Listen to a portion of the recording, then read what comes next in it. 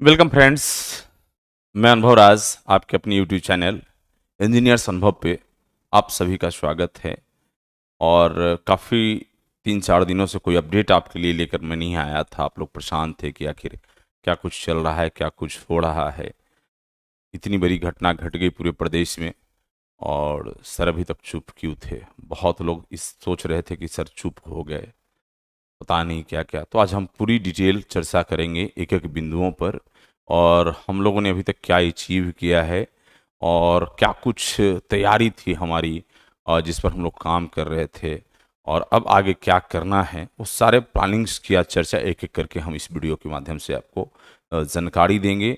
और हमारे पूरे प्रदेश में जितने भी साथी हैं जो पीआरडी में हैं, एलआरसी डिपार्टमेंट में हैं या अनएम्प्लॉयड हैं, वो जो कहीं अभी रोजगार नहीं कर रहे हैं, नौकरी नहीं कर रहे हैं, उन सभी के लिए ये वीडियो बहुत महत्वपूर्ण होगा। और आप एक दूसरे साथी के बीच इसे शेयर भी कर लेंगे। जो सब्सक्राइब ना करके रखे हैं वो सब्सक्राइब भी अपने इस चैनल को कर लेंगे। हमारे द्वारा इस प्रोटेस्ट में, इस रिजल्ट को परिवर्तन कराने में एकमात्र माध्यम है जहां से हम आपको डायरेक्ट आकर की सूचना देंगे हर एक अपडेट पर, हर एक घटनाक्रम पर, कब कहाँ क्या जरूरत होगा उसके आधार पर हम लोग पूरी चर्चा करेंगे। थोड़ा सा स्क्रीन की तरफ भी देखेंगे हम लोग। बिहार में अब तक की सबसे बड़ी जेई नियुक्ति के रिजल्ट में घोटाला, बीटीएस जेई रिजल्ट घोटाला 2022 एक बहुत बड़ा स्कैम हुआ है। इतनी बड़ी स्कैम जो आप सोच नहीं सकते हैं। पूरी रिजल्ट ही इनकी जो है गड़बड़ हैं, इतनी गड़बड़ी हैं जो कि आपकी कल्पना से परे होगा। हम जो डे वन से मैंने बच्चों से कहा था, साथियों से कहा था कि आपकी जो रिजल्ट आप देख रहे हैं ये जेन्युइन नहीं है। जेन्युइन वो लोग हैं जो संविदा पर कार्य कर रहे थे, उनमें ही कुछ 1500 ऐसे लोग हैं। मैं जो डेटा बोल रहा हूं ये मेरे एक्सरसाइज में है। 1500 से प्लस जो संविदा पर कार्य नहीं कर रहे थे और उनका मार्क्स कम था, चाहे वो एसबीटी के स्टूडेंट हो या अदर जगह के सर्टिफिकेट प्राप्त स्टूडेंट हो, उन सब ने फर्जी एक्सपीरियंस लगा करके 1500 ऐसे रिजल्ट हैं जो कि संविदा पर कार्य नहीं कर रहे थे बिहार प्रदेश में, और उन्होंने जो है अपना रिजल्ट को बनाया ही। और अब मैं दावे के साथ ठोक के कहूंगा, प्रूफ के साथ, आज हमारे पास प्रूफ आ चुका है। दूसरा सबसे बड़ा चीज, आप बाहर वाले से तो बाद में लड़ो, आपके घर में ही बहुत बड़े चोर हैं। घर में कहने का सेंस कि एसबीटी से उनकी रिजल्ट तो हुई है, डिप्लोमा तो वो किए हैं, या तो अपने मार्क्स को उन्होंने बढ़ा लिया है या डिप्लोमा करने के क्रम में उनका मार्क्स कम रहा है तो फर्जी एक्सपीरियंस बना लिया है। ऐसे लगभग 1000 प्लस स्टूडेंट हैं। आप आश्चर्यचकित होंगे। मैंने पहले दिन में थोड़ा सा स्टडी किया, तक लगभग हमको दिखा था कि 3500-3600 रिजल्ट लगभग गड़बड़ है, लेकिन मैं अब दावे के साथ कह सकता हूं कि अप्रॉक्स 4000 ऐसे रिजल्ट हैं जो कि 100% चेंज होगा। 100% चेंज होगा। मेहनत और प्रयास हम लोगों को ईमानदारी से करना होगा। आप लोग को साथ हबाना होगा, एकजुटता दिखानी होगी। किसी द्वेष, किसी भेदभाव को न रखते हुए हमें फाइट करना होगा इस व्यवस्था से। और आप लोगों की सहयोग और साथ का परिणाम ये था कि 2 दिन में मैं जिस तरह से चैलेंज ठोक के आया था कि 2 दिन में स्क्रीन से रिजल्ट उतार दूंगा, तो मैंने उतार दिया।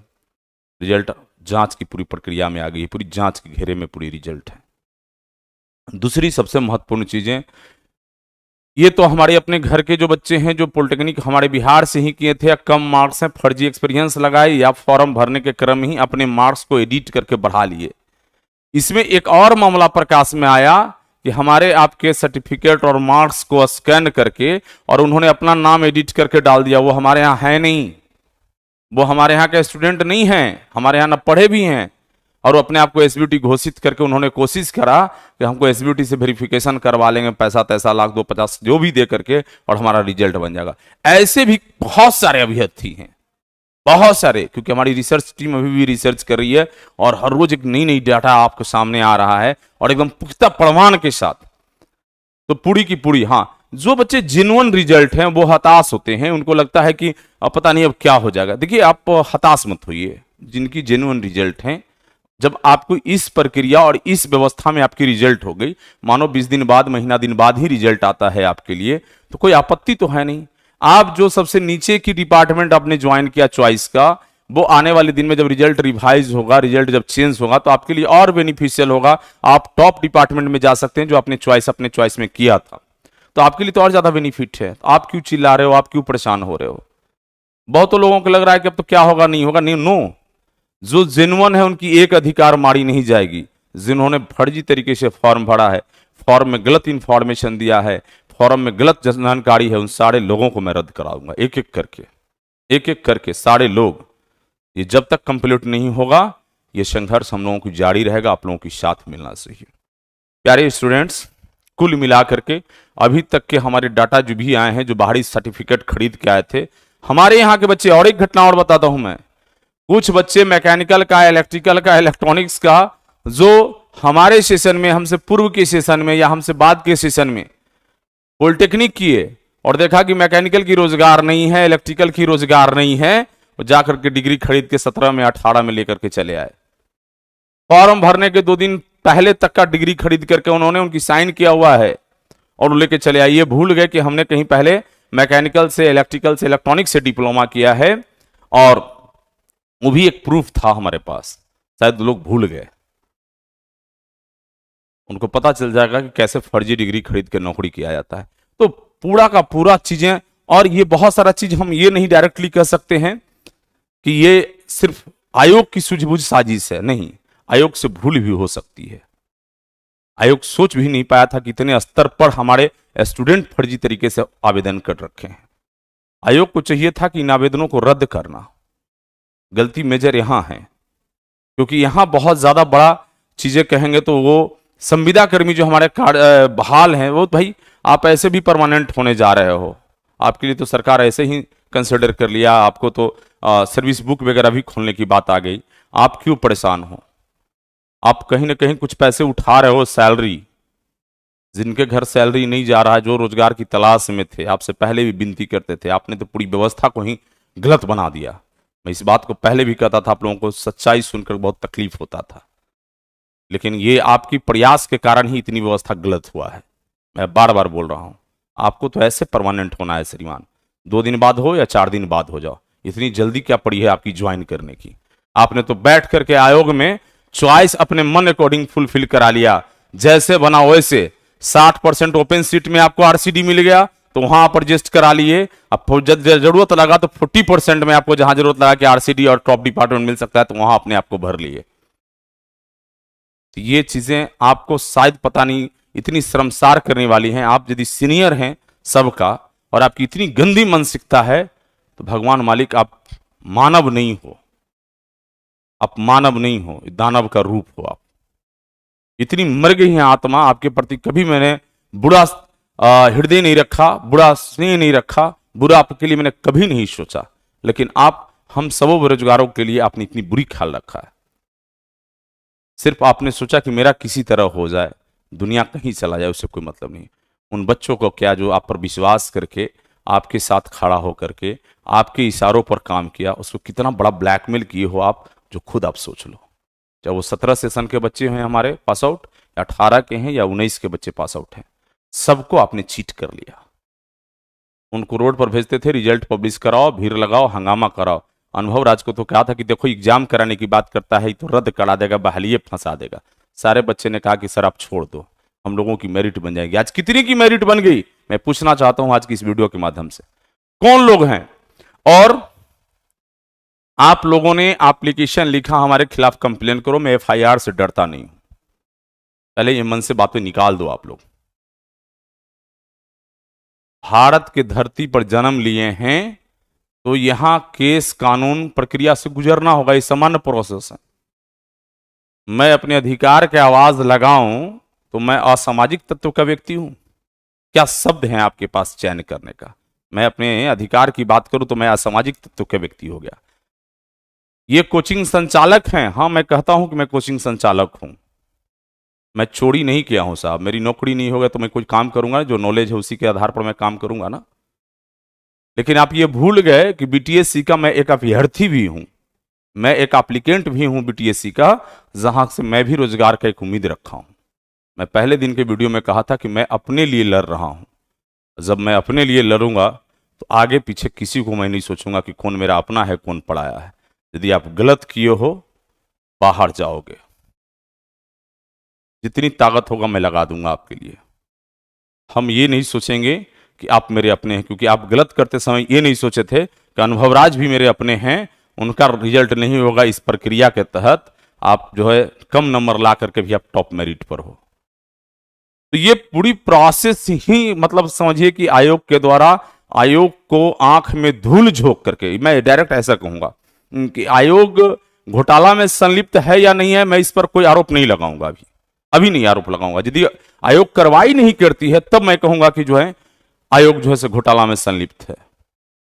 अभी तक की जो रिजल्ट की स्टडी है, जो हमें नॉलेज मिला है, आयोग के आंख में धूल झोंक करके बहुत शातिर तरीके से, चालाकी से कुछ लोगों ने अपना काम बना लिया है। चाहे उसमें जो संलिप्त हो, आयोग में भी यदि कोई संलिप्त हो तो हम इसी को कहेंगे कि उनकी भी सहभागिता है। यदि संलिप्त नहीं है तो उनको डार्क में रखा गया है, उनसे गलत कार्य करा लिया गया है। और एक एक रिजल्ट पर जब स्टडी करेगी आयोग बहुत गहन से, हमें क्या पता कि 3 साल इतनी तैयारी के बाद भी इतनी अच्छी रिजल्ट नहीं दे पाएंगे ये लोग, जो उम्मीद था बच्चों को। तो जहां रिजर्वेशन की बात है 60-40 का, नियमावली स्पष्ट है, विज्ञापन स्पष्ट है कि 60% की कुल सीट भरने के बाद 40% सीट भरे जाएंगे। कृपया कर इसके लिए हमको पटना उच्च न्यायालय से लेकर सुप्रीम कोर्ट तक जाना पड़ेगा ना, तब तक मैं लड़ूंगा, आपको छोड़ूंगा नहीं। तो कुल 5-6 ऐसे बड़े मुद्दे हैं जिस पर हम लोग पटना उच्च न्यायालय मूव कर रहे हैं। बच्चे पूछ रहे थे कि प्लानिंग्स क्या हैं। 5-6 ऐसे बड़े मुद्दे हैं जिसको हम लोग पटना उच्च न्यायालय में चैलेंज करेंगे। आयोग की सहभागिता नहीं है तो बहुत जल्दी रिजल्ट आ जाएगी। आयोग की सहभागिता होगा तो मुझे फाइट करके प्रूफ करेंगे कि जो मैं आरोप लगा रहा हूं न्यायालय के द्वारा वो मेरा गलत है, क्योंकि आज हमारे पास एक एक प्रूफ है, उस प्रूफ को दरकिनार आयोग भी नहीं कर सकती। सॉरी, जो छात्राएं जिनकी सिलेक्शन हो गई हैं, जो बेटियां जो बहनें चयनित हो गए हैं, वो बेकार परेशान हैं, उन्हें परेशान होने की जरूरत नहीं है। उनको ट्रेंड किया जा रहा है कि आप आयोग में जाओ, ऐसे ऐसे चिट्ठी लिखो, उससे क्या फर्क पड़ जाएगा? क्या आयोग पर जो आप लोगों ने कालिक पोतने का काम किया, धब्बा लगवाने का काम किया आयोग का, वो आप धो नहीं दोगे। आप ये पब्लिक डोमेन में सारी बातें आ चुकी है, सारी बातें पब्लिक डोमेन में। ऐसे ऐसे स्टूडेंट जो 1999 में जन्म लेता हो, 2005 में मैट्रिक पास करता हो, ये आपको आश्चर्य होगा जान करके। 11 में इंटर करता हो, 17 में डिप्लोमा करता हो, यूनिक टाइप का स्टूडेंट मिलेगा। 91 में डिप्लोमा भी, 91 में मैट्रिक भी, अनेक तरह की त्रुटिज हैं। जब पूरी स्टडी आप करिएगा तो आपको आश्चर्य हो जाएगा पूरी रिजल्ट पर। तो एक एक चीज पर हम लोग कार्रवाई करेंगे, एक एक विषय पर। मैं अपने नौजवान छात्र जो पीआरडी में है, एलआरसी में है या अनएम्प्लॉयड हैं, 14 अप्रैल बाबा साहेब भीमराव अंबेडकर की जयंती है, जिन्होंने अपने हाथों से संविधान को लिखा है और इस संविधान के साथ छेड़छाड़ है, उस दिन से क्रांति की आगाज करूंगा संविधान को बचाने के लिए। संविधान मतलब होता है कि जो आप कानून बनाते हो, हमारे जो नेता होते हैं, हमारे पदाधिकारी होते हैं, उनके द्वारा किसी भी चीज के लिए पॉलिसी बनाई जाती है, उस पर उन्हें कायम रहना पड़ता है। हमने कभी नहीं विज्ञापन में जाके लिख दिया कि 60% की पहले सीट भरो और 40% की बाद में सीट भरो। ये आयोग के द्वारा, जल संसाधन विभाग के द्वारा जो नियमावली बनाई गई उनके द्वारा लिखा गया, मेरे द्वारा नहीं लिखा गया। ये कभी नहीं कहा कि आप डिग्री खरीद करके ले आओ, हम नौकरी दे देंगे, सर्टिफिकेट खरीद लो हम नौकरी दे देंगे। ये ना आयोग कहा है ना विभाग कहा है। आपको प्रमाणित करना पड़ जाएगा कि मेरा डिग्री खरीदा हुआ नहीं है। ये आयोग कभी नहीं कहा कि एसबीटी का नंबर को बढ़ा के फॉर्म भर लेना, हम तुम्हें मैनेज कर लेंगे। ये आपने प्रयास किया कि हम दुनिया को खरीद लेंगे। ये कभी आयोग ने नहीं कहा कि एसबीटी की सर्टिफिकेट को स्कैन करो, नाम अपना भर लेना, नंबर अपना भर देना, जो मर्जी होगा वहां से। टीआर कॉपी में भी नंबर आपकी छपी होगी, आपकी नाम छपी होगी, कुछ भी जो मन में आया कुछ भी कर लिया आप लोगों ने। तो इन ऐसे स्टूडेंटों को यदि बाहर होते हैं तो मैं समझता हूं जो जेन्युइन स्टूडेंट है उनको तो तकलीफ नहीं। आज आप जल्दी में हैं, जेन्युइन स्टूडेंट हैं, मैं आशा करता हूं कि आपके भी बंधु जो आपके साथ क्लास साथी थे उनके साथ अन्याय हुआ, इतना जल्दी आंख धो मत लो। आपको आज भी मैनिपुलेट किया जा रहा है, आज भी आपके साथ खेल किया जा रहा है और आपको आगे भेज दिया जा रहा है गुलदस्ता लेकर के, गुलाब लेकर के, फूल लेकर के। ये गुलाब और गुलदस्ता देने से नौकरी हो जाता हो तो सारे बिहार से पॉलिटेक्निक करने वाले मंत्री जी के घर के आगे, आयोग के घर गेट के आगे हर सुबह जो है से गुलाब और गुलदस्ता लेके खड़ा रहेंगे कि सर मेरा नौकरी दे दो। ये सब परिपाटी को बंद करिए, जस्टिस होने दीजिए। 2 महीना 1 महीना जो विलंब हो जस्टिस के साथ हो। कल सुधार होने के बाद मेरा हो ना हो इसकी मुझे चिंता नहीं है, लेकिन रिजल्ट बहुत फेयर दिखना चाहिए। और जिस दिन रिजल्ट फेयर हो गया, पूरे प्रदेश के बच्चे मेरी बात को सुन लेना, मैं जहां तक समझता हूं कि 60% नंबर वाले की नौकरी ऑन मेरिट हो जाएगी। जो बीसी ईबीसी में बच्चे हैं उन 60% यदि नंबर डिजर्व कर रहे हैं उनकी नौकरी हो जाएगी। एससी एसटी का पता नहीं, सीट भी वैकेंसी रह सकता है। मैं इतने दावे के साथ बोल रहा हूं। ये दावे के साथ इसलिए बोल रहा हूं कि मैं एक्सरसाइज किया हूं पिछले 7 दिनों के अंदर में, एक रात भी सोया नहीं हूं, ऑल नाइट मैं काम किया हूं। तो प्यारे नौजवान साथी, आप सभी, मैं फिर से बोल रहा हूं, 14 अप्रैल को सुबह 10 बजे गर्दनी बाग अपनी पूरी ताकत के साथ उपस्थिति दर्ज करना। एलआरसी पीआरडी वाले, आप संसाधन के उपाय करो। रेलवे में जो काम कर रहे हो संसाधन के उपाय करो, हम तुम्हें जीत दिलाएंगे। ये मैं प्रॉमिस आपसे करता हूं। आप जितनी उम्मीद रखे हो हमसे कि ये आदमी जस्टिस करेगा, आज तक मुझे कोई झुका नहीं सका, आज तक मैं हारा नहीं हूं। आप लोग की साथ, आप लोग की सहयोग और मेरी प्रयास है। पुरानी रिकॉर्ड है, हमने कोई भी नेतृत्व किया है, कोई भी लड़ाई लड़ा है, पीछे नहीं हटा है, और मैं कभी हार का मुंह नहीं देखा हूं। मैं लड़ूंगा भी और जीतूंगा भी। आज से कह दो सभी साथियों को, हाथ जोड़ करके मैं कह रहा हूं कि जेन्युइन रिजल्ट आपका है, आपके रिजल्ट में खरोंच नहीं आने दूंगा, लेकिन फर्जी तरीके से आप आए हो तो मैं रहने नहीं दूंगा। Singham is back. सिंघम पुनः वापस आ रहा है, दहाड़ेगा तुम्हारे सामने, सीना पर चढ़ करके, छाती पर लात रख करके। अनुभव राज को थ्रेड मत दो, ये थ्रेडिंग से तुम्हारा डरने वाला नहीं है। तुम्हारे केस कर दोगे। कितने केस हुए मेरे जीवन में, कोई फर्क नहीं पड़ा मुझे। मैं केस से कभी नहीं डरता हूं। मुझे जानने वाले लोग सेमेस्टर में भी देखे हैं कि अन्याय के खिलाफ मैं लड़ा हूं, वहां भी मैं केस का सामना किया हूं और यहां भी मैं सामना करूंगा। मुझे कोई फर्क नहीं पड़ता है, क्योंकि मैं पहला दिन बोला था कि मथे में कफन बांध के निकला हूं। मैं ये नहीं सोचूंगा कि किसकी घर उजड़ जाएगी, क्योंकि अब गलत की हो तभी उजड़ जाएगा। जो सही हो उसको उजड़ने नहीं दूंगा। ये मादा और प्रॉमिस है। और नौजवान साथी, आप आज से उत्साहित हो जाओ कि हर एक किसी की नौकरी होने जा रही है। अब तक पास आउट जो उसमें आवेदक हैं और वो जेन्युइन हैं, हर एक की नौकरी होगी। ये मैं प्रयास कर रहा हूं और मेरी ये वचन है आपसे, मेरी एक प्रॉमिस है आपसे, मेरी एक कमिटमेंट है आपसे। आप घर से निकलो। 1 महीना, 2 महीना, 3 महीना, 4 महीना, 6 महीना भी रोड पर जिंदगी काटना पड़े, उसकी चिंता मत करो।